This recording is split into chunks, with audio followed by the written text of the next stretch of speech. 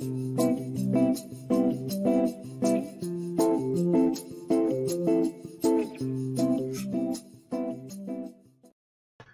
up, everybody, and welcome back to the Reality Kingdom, where we put the real in reality or whatever.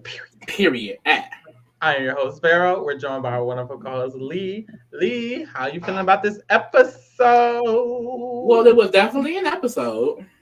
Right. I don't know about y'all. We tripping on? Did it get snooze fest? Like I was. So this is the thing. Like I was usually tuned in. Lee, this is the thing. There's challenge fans out here. I could not sit here and say I'm a challenge fan. I couldn't say that. I will say that I am a podcaster, podcasting about the challenge.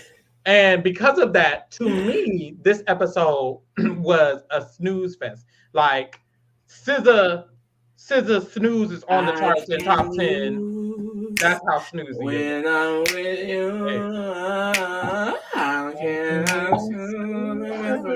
you, I could snooze and miss this episode though, and that's the problem. And that's the thing with the challenge. Like I feel like I can't consider myself a challenge fan. Definitely when I think about the OG seasons, I used to love the challenge so bad, and it's just sad how far it has fallen from grace. Like, but this is kind of what happens with these newer seasons. Like as the season goes on, once we get towards the middle of it, it starts teetering down. I don't really care about anything that's happening. The people are boring, especially the men. Like, the men are always so boring. Like, honestly, there should be one season they have just all of the women challengers. Because they're the only people who bring entertainment, they bring politicking, they bring social game, they bring drama. The men are boring. The only time men really get into something is when it involves a woman. So this is my theory. My theory is when you get these a continuous flow of the same challengers, or even like sometimes the older challengers, I think they're just a little bit more comfortable in their skin, cozy with who they is. So and one of my suggestions for the challenge to make it more interesting was they probably should start doing like Big Brother and Survivor and getting all new cast. And try to just expand it in a different type of way than what they've been doing. And my reasoning for that, I know y'all don't like that, and the reason y'all like it is because y'all know the people. I get it, blah, blah, blah, blah, blah. But hear me out. My reasoning for that was because when you get a bunch of newer players, they have a urgency and kind of a fear of getting evicted. Like, this is my only chance to be on TV, on the show, to play the game. So it makes everyone more of a capable player. We see it in my opinion, we see in the Challenge USA a more active cast, because it's a lot of people playing this game with people who they don't know. Even if it's vets, they don't know a lot of the newbies. A lot of the newbies don't necessarily know each other that well. They just know some of them. And it's like they don't plan on playing season after season after season, no shade. And they don't know if they'll get asked back season after season after season like some of these other people do. So they play the game a little bit more hard. I think we saw it with Kylan. I didn't watch 39, but I've heard a lot about 39 and how Kylan was one of the main ones who was shaking a lot of shit up. When Michelle and Jay first got on, they were shaking shit up. When Corey first got on, he was shaking. A lot of the times when it's people playing hard and scared and doing a lot of stuff, it's because they're new to the challenge. When you have a season with people like Cara, who we know, she knows she's getting a call. Cam knows she's getting a call, and they're bringing the most drama, mind you. And then a bunch of other people, it's like they all know that this is not going to be their last time playing the game. So why do I care? It's almost like, yeah, I don't want to go home. But also, I mean, well, if I go home, I go home. Like, Cara went in last episode, and she did it like, she was just acting like Cara. And it's like, if she was a new player, it would be like, damn, I have to, like, if I go home right now, I'm going home. And it's like, that energy just isn't there. And I think that's what's making it, to me at least, less, the stakes aren't as high. Even for the viewer, the stakes aren't high. Because I know, even though, Cara Marie's about to go home right now, oh, she'll be back next season. So even me as a fan of Cara Maria, I don't care. As a fan of Pam, I don't care. Usually it's like, my favorite player is going home. You don't feel that on the challenge because they're coming right back. Maybe in a month. And I feel like that is what was, for me, being a fan of the CBS shows. That's why I love Challenge USA so much better, because since it's so new with the CBS people, we get to see people who've never been on there. Like, there's still so many people, CBS alumni, that are continuously to grow every year because they have multiple seasons every year, that I would love to see in the challenge environment. So like they kind of can keep being able to replace people that we keep seeing. Whereas the MTV show, they do be using the exact same people. So I definitely see what you're saying. And we talked about this before. So do you think they should probably just honestly cast new people every season? I genuinely think that because they had spinoffs, I feel like somebody said it wasn't the Challenge USA canceled. Potentially. I hope not. I'm praying it wasn't. But I don't think there's a confirmation. Because when they started having spinoffs and they said they were going to start putting regular challenge people on the Challenge USA, I started getting confused at the difference between the shows. And that's when I was like, yes, they should just get all new people for the regular flagship. And then for these all-stars in the Challenge USA, get all the returnees over and over again, how you've been usually doing. And then just do it that way. So there's actually a difference between the shows. But now we're getting the Challenge All-Stars 5 cast, and it's the same cast of new people. They don't care. They said no longer are the rules are that you have to be from MTV. It doesn't matter. You can be from any show actually, and you could have played last. Like, what is the challenge at this point? That's like just basically a mini MTV version on Paramount Plus. That's what it is, exactly which I prefer. I definitely prefer. But why do we have that? And we have the flagship, and USA have not been canceled necessarily. There hasn't been an announcement on that yet. So it's like, what is the difference? Now, I like the idea of flagship being the MTV people, Paramount Plus being the OG MTV people, and CBS being the CBS people. I'm definitely fine with that. I don't mind it mixing around here and there. Mm-hmm. But to just full on break down the wall, especially for All Stars, and say we're just going to bring all these random people, I don't know. I do think the challenge fans wouldn't like all newbie cast. They would probably hate it. But I genuinely think the show would be so much better if it was new people meeting each other, having to learn each other, having to create bonds. Because with the times you get all these pre-bonds that they have. Imagine this game with people having to make friends. I had an idea. Alliances. What's the What if Challenge 40 is eras because they want to do that? Like, honestly, maybe they should. They want to drop the 4 and keep the 1. Drop the 4 and keep the 1. After 40, they probably should just be like, honestly, we're revamping everything. No one is coming back. All new people starting forward. And go from there. I would kind of live for that a little bit. People were saying that Challenge USA may replace it, which I also wouldn't have minded because I love Challenge USA. And I don't mind the MTV vets being on Challenge USA. But they're not even making another one, it seems like. So, I don't know. Yeah. Child, but let's get into the episode. We started... Warning. And I really feel like it was a men's elimination. Like, warning, y'all. This episode, we wasn't gagging, so we're going to see how fast we gag. Gamer Rep did say it was canceled, but... They confirmed? Gamer Rep didn't confirm it was canceled. They said it's probably canceled. We didn't get no confirm. So, I don't know. I'm hoping the Challenge USA is still there because that's the only good challenge. And it's no shade! But that's the only good challenge for me. So anyways, we start the episode. Jasmine mad that Cara gave her a star. I don't care. Lee? At all. Okay. Leroy talks about how he has a kid at home. And this was a cute scene. And this was a really, really important scene because basically he discussed that after he had his son, he fell into depression, postpartum depression. I didn't know men got that. Men get postpartum. Y'all need to learn this shit. I'm telling you. And there's women get it a lot more, I think. Don't mark my words, but I do think women get it more. But I've heard of stories, like I've known people in middle school who not in middle school having a baby, but people who I knew in middle school grew up, had a baby, and them having really, really bad postpartum to where they like did bad things to the children and they were just so depressed and all of this. So it's a real thing. And I feel like a lot of people, and they talk about this in the Black community, how Leroy said himself, I was not a fan of therapy. I didn't want to do that. It didn't seem like I wanted to do. But when I did, it really, really helped me. Like, and it's like, it is no shade to him. It's just in a general statement. I just want to say to Black people, of course it helps, bitch. Like, duh. Yeah. Like, it doesn't exist. It's not just a random thing sitting there for no fucking reason. It's not this thing that's constantly talked about on movies and shows and in real life and people going all the time. And it's always talked about in a mostly positive light. Like, I haven't heard one person who actually went to therapy say how much it was just so terrible for them. So I don't understand why the stigma came that it was such a bad thing when it's like, most bitches who go say it was good. And then especially and the people who don't want to go. Everyone needs it.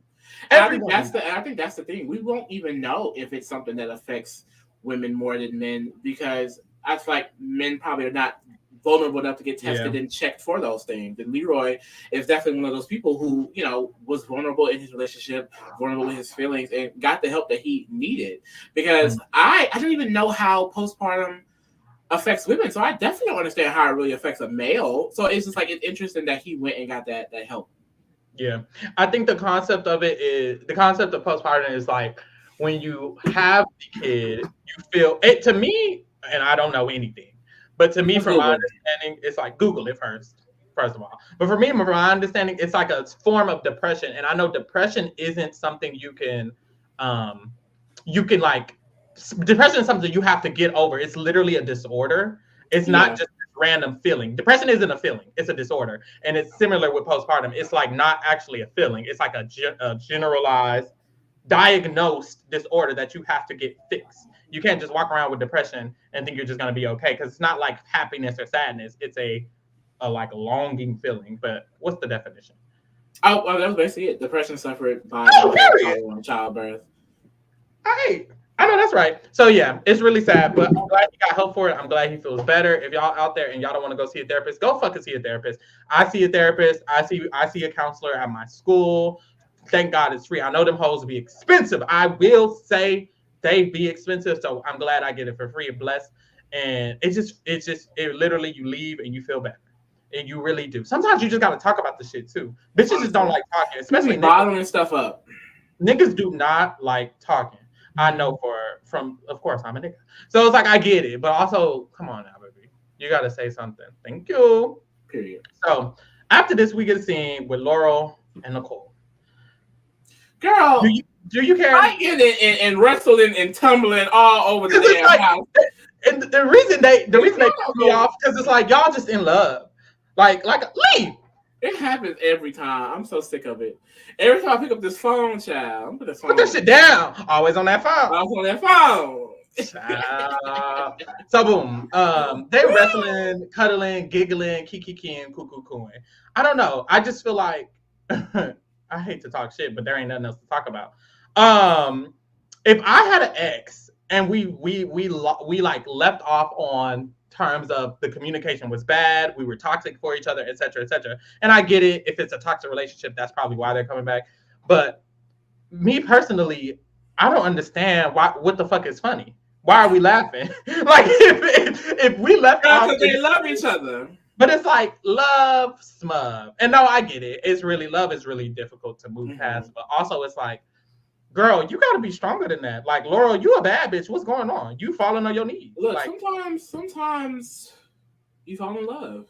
I just think you need to stand up. I really think you need to stand up. But hey, they both just rolling around on the floor, cuddling and wrestling. I was just like rolling around, like, get up. Stand up in the middle of the floor. Everybody was talking shit about them. We got a bunch of diary rooms. People talking shit. Blah, blah. Right.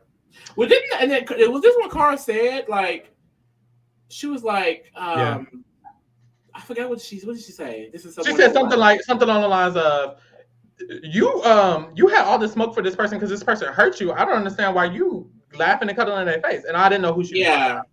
She's talking about Nicole, because Nicole had a thing with Cara. That's what the girls keep saying. Oh, I didn't know all that. I think from what I saw in the messages, they were saying that Laurel and Nicole had a thing. Nicole mentioned that Cara was attractive and got with Cara, so they had beef. I don't know. So I'm assuming that's why Cara even spoke on it. Interesting. But girl, that ain't your business. Speaking of Cara Maria, she's still upset about Cam and Brandon voting for her last round. She's talking to Leroy about it, and Leroy's basically like, you should probably just talk to them. So Leroy pulls Cara in a room with Cam and Brandon, and they kind of have a conversation about their feelings about the situation. Cam is like, well,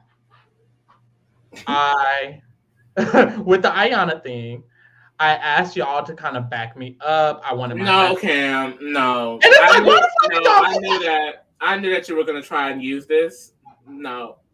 No, just say that you can't beat me, Cam. Pause right there. Me personally, already I was feeling off about Cara interrupting Cam in the middle of her sentence. I feel like if Cam is explaining how she feels, why are you interrupting her and immediately trying to invalidate what she was saying? But just that's my thoughts there. Play. Then Cam was like, okay, but you went in with the intention of tying the vote. You didn't even want to put it. Okay, but Ayana still went home. You still got what you wanted. Just say you can't beat me. And I'm just like, Cara, girl. If that's her reasoning, that's her reasoning. And this is my thing. I feel like I saw a lot of people say that Cam wasn't making sense and that this clearly isn't her reason what you would do. But from my understanding of Cam, and y'all are more fans than I am, do you genuinely believe Cam is afraid to say that she wants Cara Maria out? That doesn't sound like something Cam is afraid to say. So it's like she would be embarrassed to say because she can't beat her. I don't think. Yeah. So for the people who are claiming Cam's like not telling the truth or anything, or if you feel like Cam isn't telling the truth, please explain to me in the comments what in the past couple seasons that Cam Sway has showed you that she would be afraid to tell someone she's coming after them. Because if there's evidence, let me know. I don't watch the challenge. I think the reasoning like that. I think the reasoning is definitely kind of petty. It's no shade. I don't think. At the end of the day, I said it the first time. Like, Cam is mad at something that she probably do in the same spot, and vice versa with Cara. Cara is mad at something that she literally did. Yep. You know, like, so it's like, I don't understand why both of them so beefed out about it, honestly. But in general, like, taking sides on it is crazy because, like, everyone who plays this game is hypocrites and they get mad when we do stuff to them when they do with everybody else. They really are. But yeah. I agree with that. I don't think Cam is a bad bitch. Like, I'm sorry. She really is. Cara, she's still getting there. So, Cam is a bad bitch. She's not going to be scared to say, I'm coming for you. I don't think that would have been a problem. And I think Cara, in her mind, she's like, of course I'm that girl. Of course you want me out because I'm strong and you're not just saying it. It's kind of like if you're watching BB Can, like Spicy V. Mm-hmm. It's like, just say you want me out because I'm a big threat. Like, yeah, that's the case, but there are also other reasons. Mm-hmm. Cam can beat Cara. I don't think Cam can beat Cara. I don't think Cam is afraid to say she's coming after Cara. Is my sentence. It's not that I just feel like Cam is like, I could definitely be. I think Cam just would never be. No one puts fear in Cam's heart. Be fucking serious. Cam is not. It's not about that Cam can't beat her. It's the fact that I feel like Cam, if Cam genuinely wanted her out because she felt she was a big threat and it wasn't because she felt betrayed, then Cam would just say that. I don't think Cam would need this fake excuse. Just so happened after Ayana literally played in Cam's face and she literally said in the diary room, I expect my friends to back me up, and then Cara didn't. Why would Cam use all of this as a fake reason to want her out when she would just say, I want you out? I don't think Cam would be afraid to just say, I want you out. But at the same time, too, I think Cara is just kind of stuck in her head thinking I am this big threat, so of course they want me out, because Brandon gave an entirely different reason as to why he's doing it. And why he's upset with her, and she was like, "No, that's not true. You just think I'm a big threat, so you want me." And it's like, how is everybody not everyone wrong, Cara? And why does Brandon need you to? Even if Brandon does think she's a big threat, it's less applicable to him because he's a boy and you're a girl. And if we're playing this in a boys versus girls situation, then why does it even matter if you're a big threat to Brandon? Like, I just feel like I get it, but then I don't get why she doesn't. Yeah. Well, it's one of those things where it's like she is a big threat. Like, that's the thing. She is a threat. Everyone knows she's a threat. I don't think, and that's why I think they're saying, like, you're always going to be a threat. But that's not the sole reason. There's other reasons. Like, at the end of the day, anytime Cara Maria goes in, it's going to be because she's a threat. Because it's fucking Cara Maria. You don't throw in Jasmine because she's a threat. No one is throwing in Jasmine because she's a threat. You're going to throw in Cara because she's a threat. That's a given. But to say you're lying about these other reasons, it's only because I'm a threat, I think that's BS. That's bullshit. You can't say. I think Cam would just say it if it was just that reason. Yeah. And Brandon had a separate reason. Yeah, so I think it's both reasons. It can be that, yes, you're a threat, but also what Cara did was cut Cam off in the middle of her sentence and said that's a lie. And it's like, how the fuck you going to tell Cam a part of her reason? Even if a part of it is that she's a threat, all Cam was saying was another part of it was that this, and this, or a big part of it for Cam probably is that she felt betrayed by Cara. Even if she was gonna target Cara eventually, it's probably earlier because Cara pissed her off. So it's like all Cam is saying is that this is part of her reason, and Cara's trying to say that's not your reason at all. Brandon said, you didn't know that I had kids, that I got married, that I had a scare. You didn't know any of this. You didn't check on me in 8 years, so I didn't care about you. And Cara said, that's a lie too. And it's like, how the fuck you gonna tell him that he doesn't feel close to you because of this is a lie? He's telling you why he didn't feel indebted to you. Cam is telling you why she didn't feel indebted to you. You're mad because you felt like they betrayed you. They're explaining why they betrayed you. They don't feel like they owed you loyalty because of this. Because the whole conversation is about loyalty. It's not about Cara being a threat. It's about Cara feels like they should have been loyal to her. They're saying the reason I wasn't loyal to you isn't just because you're a threat randomly. It's because you're a threat and you didn't have my back with Ayanna. It's because you're a threat and you didn't check up on me for 8 fucking years. So I don't feel loyalty to you, Cara. And Cara instead is really just victimizing herself. And it's very annoying. Ooh, you're gonna get the Cara stands mad, girl. You're gonna get the Cara stands mad. Cara and her stands. Cara's a big ass baby. She was acting like a big ass baby right here. Girl, please. How are you gonna have a conversation with them and then disregard every single reason they said and say that wasn't it? You might as well not have the conversation, weak ass hoe. Come on now, baby. If you're gonna be strong and big on the challenge, be strong and big in real life and actually to be fair, exactly. And the only people she fucks with is CT and Polly. But that's the thing. She's acting like she fucks with these people and she's mad because they betrayed her. But when they're mad that she betrayed them, it's nothing. That's not true. So how do you have the right to be mad at them for betraying you, but they don't have the right for being mad at you for betraying them? It don't make fucking sense, baby. Wrap that shit up. Bye. Anyways, we get to the daily. Let me pull up the images. We get to the daily. They split up. They got 3 of the teams are going to have 5 people, and then 1 team is going to have 4 people. It's still the same rules of the people who got the things, and the first team is safe, and then the second team votes, and the last 2 teams is in danger. So this one was on the duel. This challenge was on the duel 2. It was bobblehead bobsled.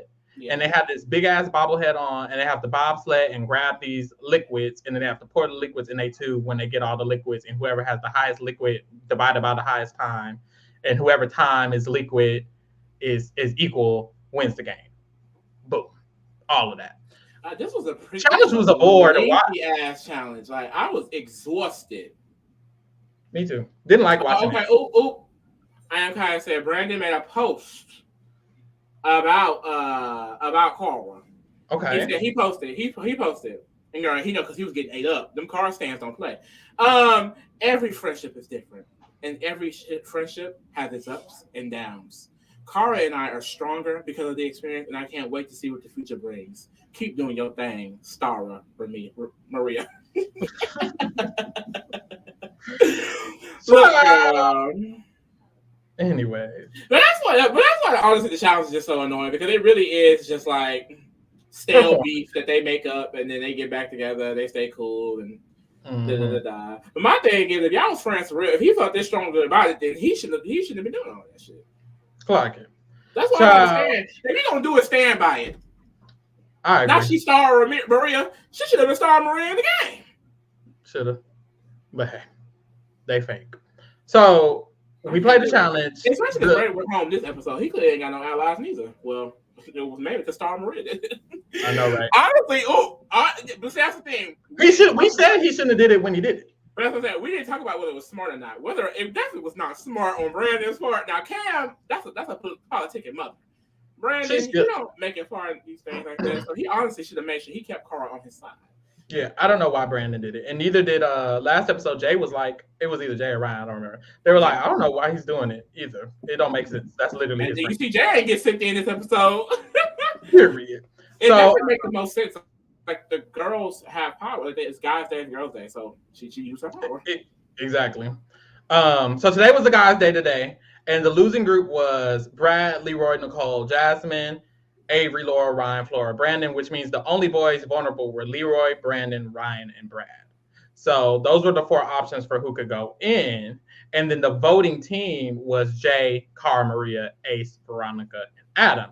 And Cara Maria, she's in this team. She has the power, kind of. And she's like, well, I'm definitely voting in Brandon because he voted me in, and Leroy because that's Cam Man. So when we go back to the house, that's basically what was set in stone. So we don't even get no conversations about the vote. We see a conversation of Laurel and Nicole. They go to bed. They sleep together. The morning they wake up, and they're debating about. Nicole is basically like, ooh, we can't do that anymore. We got to separate boundaries. We got to make sure that y'all in love with each other, girl. God. But hey, there's that. I want something to happen. Laura starts crying to Cara Maria and Avery about it. We need another Exodus season or something. That's what I'm saying. I think this needs to be relevant. That's another thing too. I miss the themes. You don't like the themes. All Stars is a theme. After Dirty, they started making shit up. They did. Vendettas was kind of cute. Was that after 30? Vendettas was cute, but that was after 30. But in general, like the themes before 30, like, ooh, that's when you had the rivals, the exes, the battle of the season, the bloodlines. Like they were really getting. The issue is there ain't enough exes because half these bitches be old, and then some of these bitches be I don't know. Look, girl, you got the criteria. It's very small. You can just. And that's the issue. I liked when it was real exes, when it was real rivals. Yeah, they had married couples on this. That was the issue with vendettas. They weren't really vendettas. Tori and Devin were best friends. That wasn't a vendetta. That was a best friendship. What the fuck is you talking about? Like that was shit was made up. They were making up vendettas and shit. Come on now, or whoever was supposed to be vendettas was a lie. Anyways, we go to nominations. They all do Brad and Leroy, of course, and so they go in. This elimination was also a dud. This is not take the blacks out. Like not one non-black person has went home. Why did you stay go home with the challenge, man? It's really just. Not one non-black person has went home. We started off with 10 of these niggas, and it's 3 left. And then got like 2 left. It's 4 left. And literally just Cam, Keefla, Leroy, and Jasmine. Yeah. And we know Jasmine. Girl, they finna go home back to paper. Yeah. Like, damn, I'm over it. But hey, this I think this challenge was interesting because I feel like it's something I could have did because it's not too much. They're just hanging. And they have to put these balls in the divots to where all 5 of their balls actually land in the divots. And the person who do it first wins. And it's like, okay, I can do this. Brandon was doing good at first. Leroy ended up winning. Congratulations. And then he took Adam's star. So now Leroy has a star. Adam doesn't. Whoop-de-doo. And that was the end of the episode. Yeah, I'm hoping it picks up. I fear it may just be a decline from here. The issue is, like the characters here, there's only so much drama they can have. Cara Maria and Laura have known each other for decades. Yeah. There's no more drama that's really gonna come. Decades is crazy. like they had a lot of drama when they were younger and hotter and lit, and they had just met each other, and there was a lot of drama to have. But now it's like looking at this cast, who's gonna have beef? Babies? Like who's gonna have beef with anyone? We're all big ass adults. Like you need some childish ass younger people. 20s in their 20s, but they said 30. Was born, and it was a bunch of young people. Get it out, baby. I couldn't think of. I was gonna think of young and fun, but I don't think they were fun. Oh, okay. 39. I was thinking of young and what, but I had that. But the issue is in 39 they pre-gamed and they all knew each other and there was a big alliance. So the issue is because what was interesting was them coming from Big T and them coming from Melissa, from what I hear. But my thing is that's because Big T and Melissa wasn't in this big ass alliance because everybody fucking knows each other. The main issue is knowing each other for a fucking decade. These people already know each other for 5 years. Olivia and Colin, they're best friends. So them being on the same season is not interesting. It's like they know each other, they're friends, they're gonna go to the end. Who gives a fuck? And it's like that's the issue with y'all casting the same people over and over again. At the point we're all just friends. Literally. That's why when we're like, damn, Fessy and Corey just gonna go to the end with them people, they known the people for 7 years. Of course they are. And they're gonna lose. And then the people who knew each other for 8 years are gonna lose. The people who knew 9 years are gonna lose. And the people who knew for 10 years are gonna win. It's just so stupid. They need to do something better with the casting. They're not doing good. They're not doing good. Even this season 40, some of the spoilers are coming out, and I was like, the cast was exciting, but now that I'm seeing it dwindle down, I'm like, well, shit, this is damn near the same thing except one person. Well, only one person has changed. And it's like, oh, okay, like, this is the new friend group. And it's like, that person is going to be in the friend group. And on season 50, he's going to make it to the end every time. I need y'all to switch up the formula. I need y'all to switch up the formula quick. I don't know why the Challenge USA is not confirmed. That's what y'all need, is Nanny McPhee. Period. And that's just that on that. So that was the episode. Wasn't a gag. They better do better next time. I hope next week is better. These first 4 episodes were actually good. I'm not going to lie. But the issue with the challenge is once it gets stagnant and all those outliers start going home, which it seems like it's already happening, then it's a bunch of people who are either friends or they're just so good at the challenge that it's like there's no point for drama. They're just good. They're never going home. It's like I can't imagine where more drama will come from other than Cam and Cara. So shout out to them for that. But it's like, I don't know. So that's that on that. Period. Any thoughts? Prayers. Amen. So be tuned in next week. We'll be back to talk shit. And we're also covering Survivor, which is coming to end, Amazing Race, which is coming in, and Big Brother Canada, which is coming to end. So tune into all that as well. Keep your eyes peeled for anything else we might be doing because, you know, we always in session. Thank you. And thank you for keeping the kingdom. And we out, ho. Mwah. No.